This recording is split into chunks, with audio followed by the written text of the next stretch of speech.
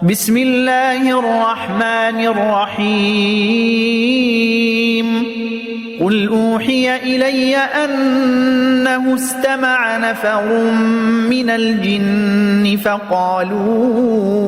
إنا سمعنا قرآنا عجبا يهدي إلى الرشد فآمنا به ولن نشرك بربنا أحدا وأنه تعالى جد ربنا ما اتخذ صاحبة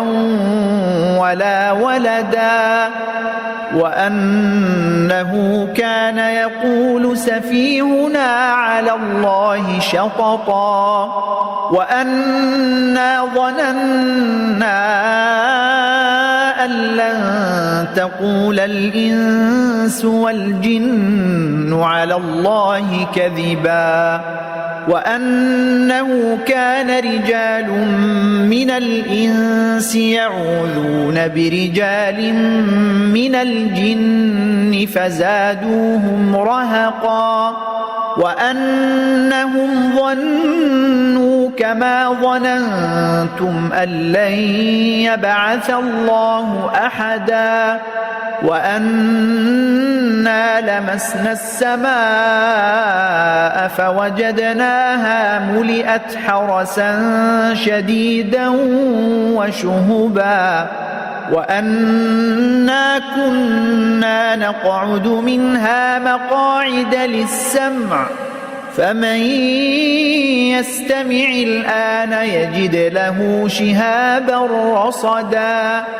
وأنا لا ندري أشر أريد بمن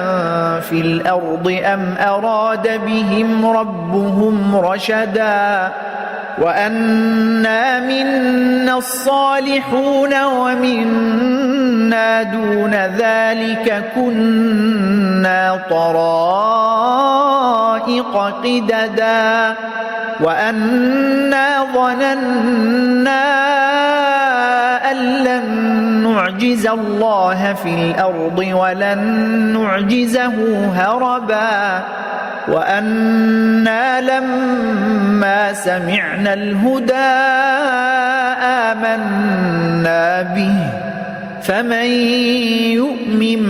بربه فلا يخاف بخسا ولا رهقا وأنا منا المسلمون ومنا القاسطون فمن أسلم فأولئك تحروا رشدا وأما القاسطون فكانوا لجهنم حطبا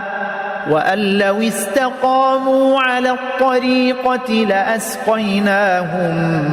ماء غدقا لنفتنهم فيه ومن يعرض عن ذكر ربه يسلكه عذابا صعدا وأن المساجد لله فلا تدعوا مع الله أحدا وأنه لما قام عبد الله يدعوه كادوا يكونون عليه لبدا قل إنما أدعو ربي ولا أشرك به أحدا قل إني لا أملك لكم ضرا ولا رشدا قل إني لن يجيرني من الله أحد ولن أجد من دونه ملتحدا إلا بلاغا من الله ورسالاته ومن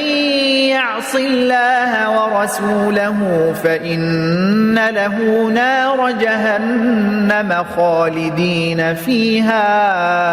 أبدا حتى إذا رأوا ما يوعدون توعدون فسيعلمون من أضعف ناصرا وأقل عددا قل إن أدري أقريب ما توعدون أم يجعل له ربي أمدا عالم الغيب فلا يظهر على غيبه أحدا إلا من ارتضى من رسول فإنه يسلك من بين يديه ومن خلفه رصدا ليعلم أن قد أبلغوا رسالات ربهم وأحاط بما لديهم وأحصى كل شيء عددا